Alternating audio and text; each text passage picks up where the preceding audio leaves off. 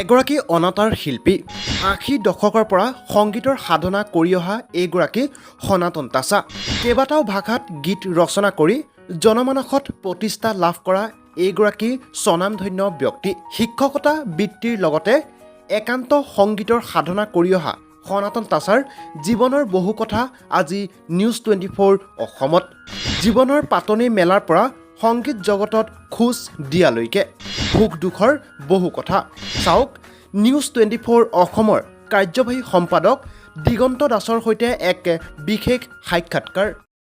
নমস্কাৰ, নিউজ 24 অসমৰ প্ৰতিগৰাকী দৰ্শকক মই দিগন্ত জনাইছোঁ স্বাগতম। আজি আমি বিশিষ্ট অতিথি হিচাপে আমন্ত্ৰণ কৰি আনিছোঁ সনাতন তাছা ছাৰক। ছাৰ এগৰাকী অনাতাঁৰ শিল্পী, লগতে এগৰাকী শিক্ষক, লগতে ৮০ দশকৰ পৰাই সংগীত জগতখনৰ লগত জড়িত। ছাৰে সংগীতৰ যাত্ৰাত কেইবাজনো স্বনামধন্য সংগীত শিল্পীৰ সান্নিধ্য লাভ কৰিছিল। ছাৰ আজি আমাৰ সৈতে আছে। ছাৰক স্বাগতম জনাইছোঁ ছাৰ আজি আমাৰ অনুষ্ঠানৰ মাজলৈ। নমস্কাৰ, যথেষ্ট ভাল পাইছোঁ আৰু নিউজ 24লৈ মোৰ ফালৰ পৰা মই শুভেচ্ছা জ্ঞাপন কৰিছোঁ। হয়, ধন্যবাদ জনাইছোঁ ছাৰ। আপোনাৰ আশীৰ্বাদ এইদৰে আমি কামনা কৰোঁ সদায়। ছাৰ, পোনপ্ৰথমে আমি দৰ্শকসকলৰ বাবে জানিব বিচাৰিছোঁ আপোনাৰ জন্ম, শৈশৱ আৰু বৈবাহিক জীৱনৰ বিষয়ে কিছু। মোৰ জন্ম 1956 চনৰ 1 মাৰ্চৰ দিনা হৈছিল। চাংচুৱাত জন্মগ্ৰহণ কৰিছোঁ। তাৰপৰা মই বকতমোৱা হাইস্কুলৰ পৰা মেট্ৰিক পাছ কৰিছিলোঁ। তাৰপৰা JB কলেজত মই ছায়েন্সত আছিলোঁ। তাৰপৰা শিক্ষকতা কৰিলোঁ। শিক্ষকতা কৰি চাংচুৱা বাগান LP স্কুলৰ শিক্ষক আছিলোঁ, প্ৰধান শিক্ষক।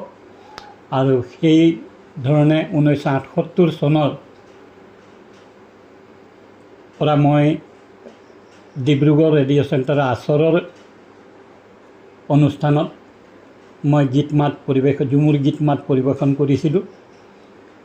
আৰু 1992 চনত NK প্ৰডাকশ্যনৰ হৈ মই নয়নমণি ঝুমুৰ কেছেট তেওঁলোকে বনাইছিল, আৰু যিটো নেকি গোটেই অসমত গাঁৱে ভূঞে বাগানে চহৰে নগৰে বৰ ধুমধাৰাকা হৈছিল, বহুতো বিক্ৰী হৈছিল। তেতিয়াৰ পৰা আকৌ 2007 চনত মই তৰবিন প্ৰিয়ামৰ কেছেটটি নিজস্বভাৱে কৰিছিলোঁ। তাত মোৰ গুৰু শিৱচৰণ দাস তেখেতেও এটা গীত গাইছিল, ৰামচাচনি দা তেখেতেও এটা ঝুমুৰ গীত গাইছিল, শিৱচৰণ দাৰ ল'ৰা কুমাৰ সুৰেশ তেখেতে 3টা গান গাইছিল, আৰু মই 3টা গান গাইছিলোঁ তৰবিন প্ৰিয়ামৰ কেছেটটোত। গোটেইখিনি মোৰ গান আছিল, মোৰ নিজা লিখা গান, নিজা সুৰ কৰা গান। তেওঁলোকে মাত্ৰ কণ্ঠদান কৰিছিল। তাৰপৰা মাজে সময়ে মই প্ৰায় ঝুমুৰ গীতবিলাক ৰাইজৰ আশীৰ্বাদ বিচাৰি মই প্ৰায়ে কৰি থাকোঁ। ইয়াৰ মাজত মই উৰিয়া ভজন সেইটোও কৰিছোঁ, সম্বলপুৰী গীত এইখিনিও কৰিছোঁ। প্ৰায় মই গীত মাতৰ লগত সাধনা হিচাপে বৰ্তমানলৈকে কৰি আছোঁ। ছাৰ, আপোনাৰ বৈবাহিক জীৱনৰ বিষয়ে, আপোনাৰ সন্তান বৰ্তমান আমি ইতিমধ্যে গম পাইছোঁ আপোনাৰ সৈতে বাৰ্তালাপ কৰোঁতে যে বৰ্তমান বিভিন্ন কৰ্মৰ লগত আপোনাৰ সন্তান জড়িত হৈ আছে। আপোনাৰ বৈবাহিক জীৱনৰ বিষয়ে আমি কিছু জানিব বিচাৰিছোঁ। মোৰ 1990 চনত মই মবন্ধা চাপৰিৰ পৰা এগৰাকী ছোৱালীক আনিছিলোঁ। তাৰ গৰ্ভত কৰমৰাজ নয়নমণি তাছা মোৰ ছোৱালী, প্ৰয়াত এতিয়া বৰ্তমান তেওঁৰ তুৰণটো পাৰ হৈ আহিলা তোমালোক। তাৰপৰা কৰমৰাজ তাছা আৰু দ্বিতীয়জন ল'ৰা হ'ল মোৰ ধৰমৰাজ তাছা। তো নয়নমণি তাছাটো প্ৰয়াত হ'ল। কৰমৰাজ তাছা তেজপুৰ ইউনিভাৰ্চিটিৰ পৰা মেথছত MSc ডিগ্ৰী ল'লে। তাৰপৰা গুৱাহাটীৰ পৰা B.Ed কৰি এতিয়া বৰ্তমান শিশু ভাৰতীত কৰি আছিলে আৰু এতিয়া তিতাবৰ প্ৰাগজ্যোতিকা কলেজত মেথছৰ টিচাৰ হিচাপে কৰি আছে। আৰু সৰুটো ল'ৰা তেওঁ কাজিৰঙা ইউনিভাৰ্চিটিত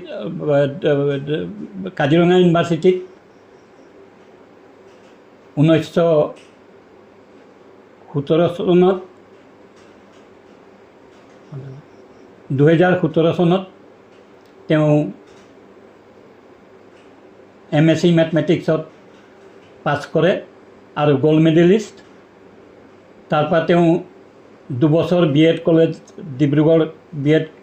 ডিব্ৰুগড় ইউনিভাৰ্চিটিৰ B.Ed এডমিশ্যন লয় আৰু B.Ed পাছ কৰাৰ পিছত আকৌ মোক ক'লে যে বাবা মই এডমিশ্যন M.Ed.ত ল'ম।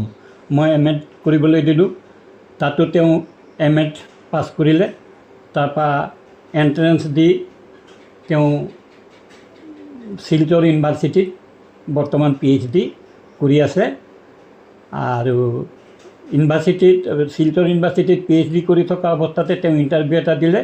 মেথছৰ পোষ্ট এটা আছিল আৰু অসমৰ ভিতৰত তেওঁই প্ৰথম স্থান লাভ কৰি এতিয়া বৰ্তমান নগাঁও শিক্ষণ মহাবিদ্যালয়ত লেকচাৰাৰ হিচাপে কৰি আছে মেথছৰ। আৰু সেইমতে মোৰ জীৱনৰ শিক্ষকতা কৰি সম্পূৰ্ণ বাগানৰ লাইনৰ ভিতৰত পৰা 2জন ল'ৰাক মই MSc মেথমেটিক্সত উলিয়াই দিব পৰাটো আৰু বৰ্তমান খুটি খাব পৰা কৰি দিব পৰাটো সঁচাকৈ মোৰ কাৰণেই নহয়, গোটেই চাংচোৱা বাগানখনৰ কাৰণেই নহয়, গোটেই অসমৰ কাৰণে এটা গৌৰৱৰ বিষয় বুলি ভাবোঁ। হয়, ধন্যবাদ জনাইছোঁ ছাৰ। যিহেতু আপোনাৰ 2গৰাকী সন্তান এতিয়া প্ৰতিষ্ঠিত শিক্ষক, এয়া এগৰাকী পিতৃৰ বাবে নিশ্চয় গৌৰৱৰ কথা। যিহেতু আপুনি 80 দশকৰ পৰাই সংগীত জগতখনৰ লগত জড়িত, সংগীত জগতখনৰ লগত আপুনি প্ৰথম খোজ থওঁতে সেই পটভূমিৰ কিছু কথা আমি জানিব বিচাৰিছোঁ। ধন্যবাদ। মই 1977 চনত আচ্ছাৰ কেন্দ্ৰীয় কৃষ্টি সম্পাদক আছিলোঁ। তেতিয়াৰ পৰাই 1978 চনৰ পৰা মই ডিব্ৰুগড় ৰেডিঅ' চেণ্টাৰৰ যোগে আচৰৰ অনুষ্ঠানত ঝুমুৰ গীত মাত, টুচু গীত মাতখিনি মই বাণীবদ্ধ কৰিছিলোঁ আৰু প্ৰচাৰ হৈছিল।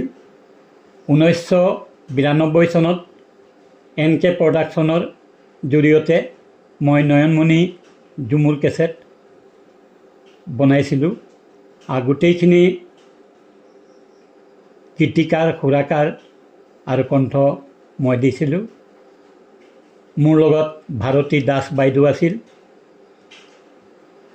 2007 চনত তৰবিন প্ৰিয়ামৰ মোৰ ঝুমুৰ কেছেটটো উলিয়াইছিলোঁ মোৰ নিজস্বভাৱে, য'ত চিত্ৰৰণ দা এটা ঝুমুৰ গীত গাইছিল, ৰামচাচনি দা এটা ঝুমুৰ গীত গাইছিল, কুমাৰ সুৰেশ মোৰ লিখা 3টা গীত গাইছিল আৰু ময়ো সেই একেখন কেছেটত 3টা গীত গাইছিলোঁ।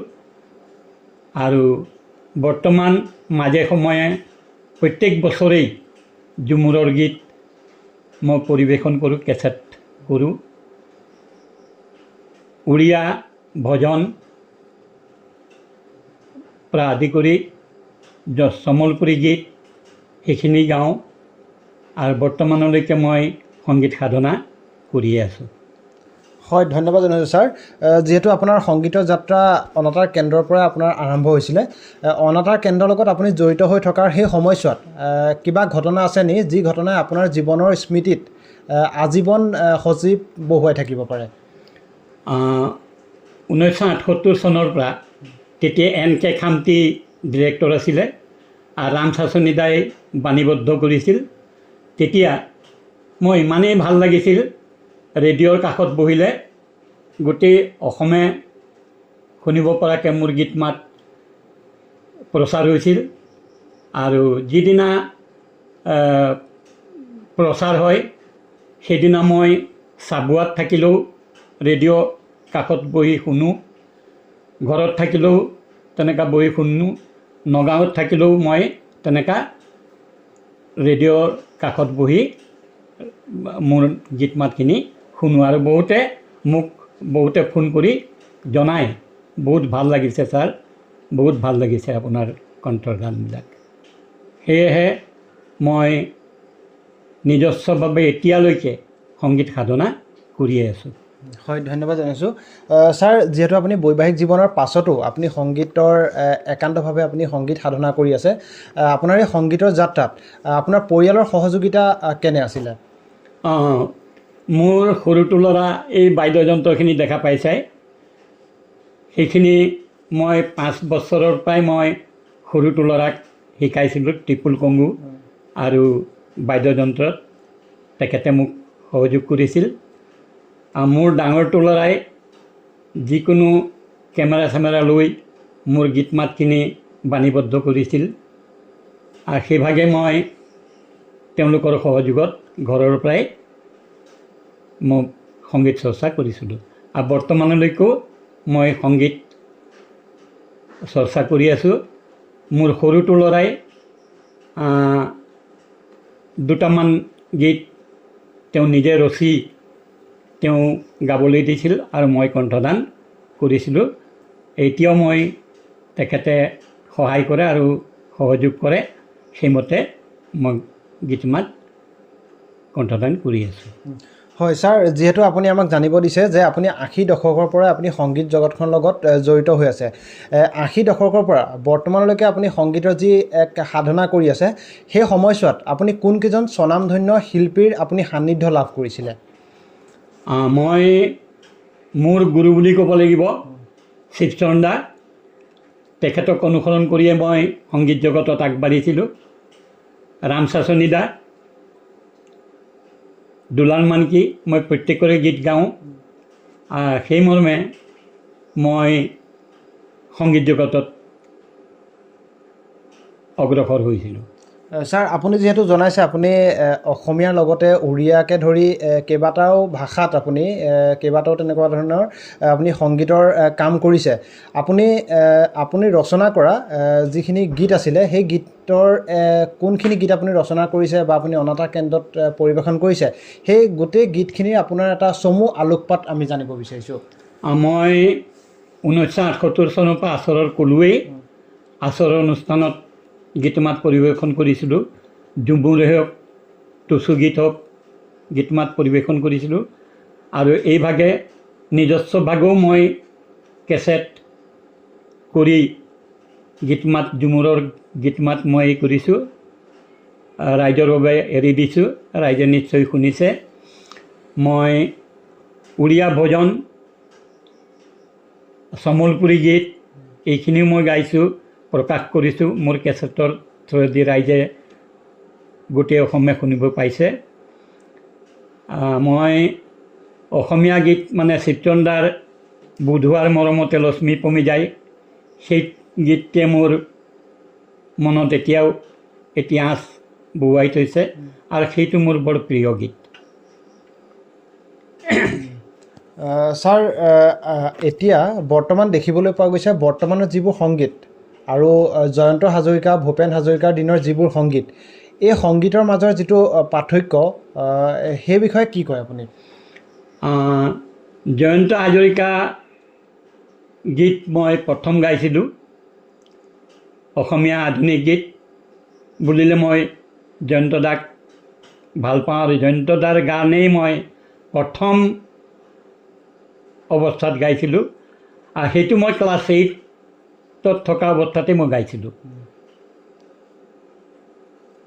সেইমতে ভূপেন হাজৰিকাদেৱৰ গীত মাতো কেতিয়াবা গাওঁ। খগেন মহন্তৰ গীতো গাওঁ। তেনেধৰণেই মই সংগীত জগতত আগবাঢ়ি আহিছোঁ।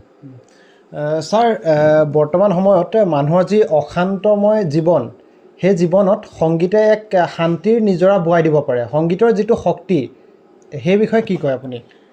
হয়, সংগীত হ'ল আমাৰ সময়ৰ একক। সংগীত গছৰ চৰাই চিৰিকটিয়েও শুনি আনন্দ লাভ কৰে, পশু পক্ষীয়েও শুনি আনন্দ পায়, মানুহেনো কিয় আনন্দ নাপাব। গতিকে আগৰ যিখিনি সুৰ তাল ছন্দলয় আজিকালি কিছু বেচুৰা হৈছে। পশ্চিমীয়া সংগীতৰ প্ৰতি ল'ৰা ছোৱালী ধাৱমান হৈছে। গতিকে এইখিনি আমাৰ সংগীত জগতত ঘূণে ধৰিব বুলি মই ভাবোঁ। হয়, ধন্যবাদ জনাইছোঁ ছাৰ।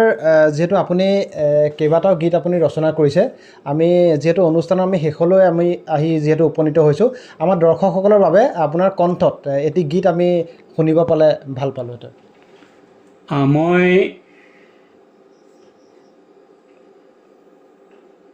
উড়িয়া ভজনটোকে গাই দিছোঁ।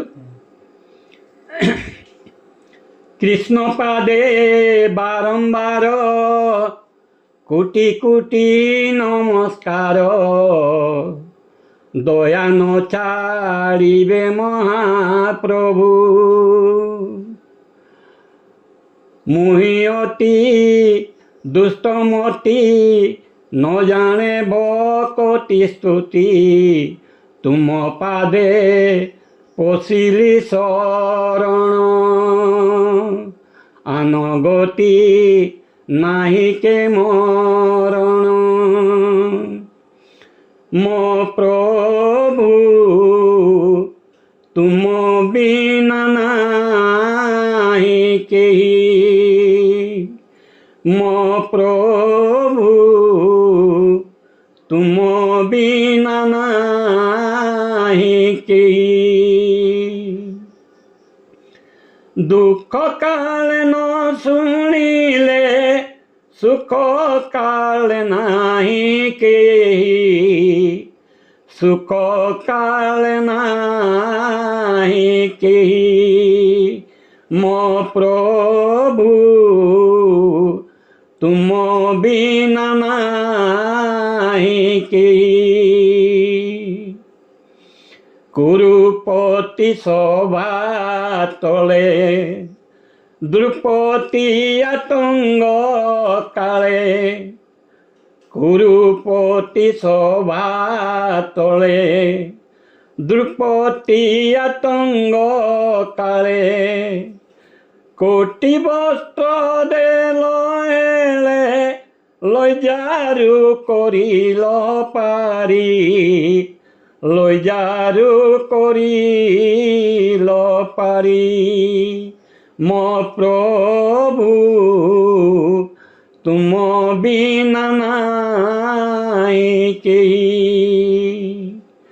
লক্ষ যোজনৰে গজ ডাক দেলা দেৱৰাজ, লক্ষ যোজনৰে গজ ডাক দেলা দেৱৰাজ, তাদাক মহাপ্ৰভু শুনিল শ্ৰৱণ ডেৰি, শুনিল শ্ৰৱণ ডেৰি, মো প্ৰভু তুম বিনা নাহি কেহি, মো প্ৰভু তুম বিনা নাহি কেহি, লা লা লা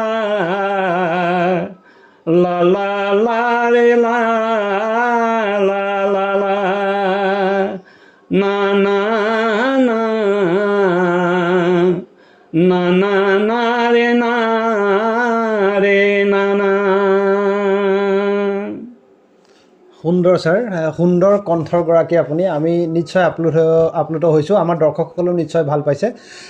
ছাৰ, ইয়াৰ পাছতে আমি আপোনাৰ পৰা জানিব বিচাৰিছোঁ, যিহেতু আপুনি ৮০ দশকৰ পৰা বৰ্তমানলৈকে সংগীতৰ আপুনি সাধনা কৰি আহিছে, সংগীতক লৈ আপুনি পৰৱৰ্তী কি ধৰণে আপুনি পৰিকল্পনা কৰিছে? মই ভাবোঁ আমাৰ উত্তম চামৰ কাৰণে অসমীয়া গীতেই হওক, অসমীয়া আধুনিক গীত, বিহুগীত আৰু মই নাগেৰা নাম গোৱাৰ এটা প্ৰচেষ্টা চলাইছোঁ। আৰু উত্তম পুৰুষৰ কাৰণে যাতে ঝুমুৰৰ এটা বাতাবৰণ সৃষ্টি কৰিব পাৰোঁ সঠিকভাৱে মই সেইখিনিক লৈ যুঁজা চলাই আছোঁ। হয়, যিহেতু ছাৰ আপুনি নেগেৰা নামৰ কথাও আপুনি ইতিমধ্যে উল্লেখ কৰিছে আৰু আমি ইতিমধ্যে গম পাইছোঁ যে আপুনি নেগেৰাৰ নামৰো অক্লান্ত সাধক।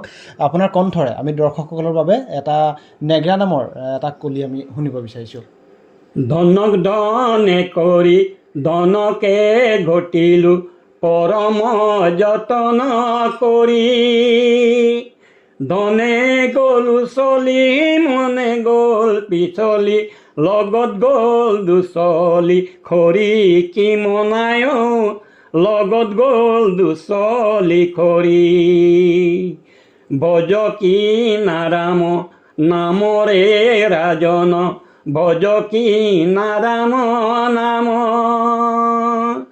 ভজি ন পাৰিলে কুল চন্দ্ৰমাৰে, বান্ধিনে বেকাল যম, ସେହି କାଳ ଯମ ବଡ଼ ନିଦାରୁଣ, ନ ଜାଣ ଇ ଦୁଃଖ ସୁଖ, ବାଛି ନେବେ କଞ୍ଚା ରଖିବେ ପାଚିଲା, ଦେବେଟି ଦାରୁଣ ଦୁଃଖ କି ସୁଜନ, ଦେବେଟି ଦାରୁଣ ଦୁଃଖ। ধনক ধনে কৰি ধনকে ঘটিলোঁ পৰম যতন কৰি, ধনে গ'লো চলি মনে গ'ল পিছলি, লগত গ'ল দুচলি খৰি কি মনায়, লগত গ'ল দুচলি খৰি। সুন্দৰ ছাৰ, সঁচাই আপোনাৰ কণ্ঠত বাগদেৱী সৰস্বতীয়ে নিবাস কৰিছে। এই অনুষ্ঠানৰ পৰা মই দিগন্তই ইমানতে বিদায় লৈছোঁ। সনাতন তাছা ছাৰক আমি ধন্যবাদ জ্ঞাপন কৰিছোঁ। ছাৰে ইমান ব্যস্ততাৰ মাজত ইমানখিনি সময় দিয়াৰ বাবে। ছাৰে সংগীতৰ জগতখনত এটি উজ্জ্বল নক্ষত্ৰ হৈ জিলিকি থাকক, আমি তাৰে কামনা কৰিছোঁ। ছাৰৰ পৰা আমি পৰৱৰ্তী সময়তো নতুন নতুন গীতৰ আমি আশা কৰিছোঁ। ছাৰে সংগীতৰ জগতখনত এইদৰে জিলিকি থাকক, তাৰে কামনা কৰিছোঁ। নিউজ 24 মোৰ যি সাক্ষাৎ গ্ৰহণ কৰিলে তাৰ বাবে মই অসমৰ সমূহ কলাপ্ৰেমী ৰাইজৰ হৈ নিউজ 24ক মোৰ ফালৰ পৰা ধন্যবাদ জ্ঞাপন কৰিছোঁ। ধন্যবাদ। হয় ছাৰ, ধন্যবাদ জনাইছোঁ আপোনালৈও। এইদৰে আপোনালোকৰ আশীৰ্বাদে আমাৰ নিউজ 24 অসমৰ দৰ্শকসকলক তথা নিউজ 24 অসমৰ আমাক আগুৱাই নিব বুলি আমি আশা ৰাখিছোঁ। আপোনালোকৰ আশীৰ্বাদ আমাৰ হিৰত যাতে সদায় থাকে, আমি তাৰে কামনা কৰিছোঁ। ধন্যবাদ।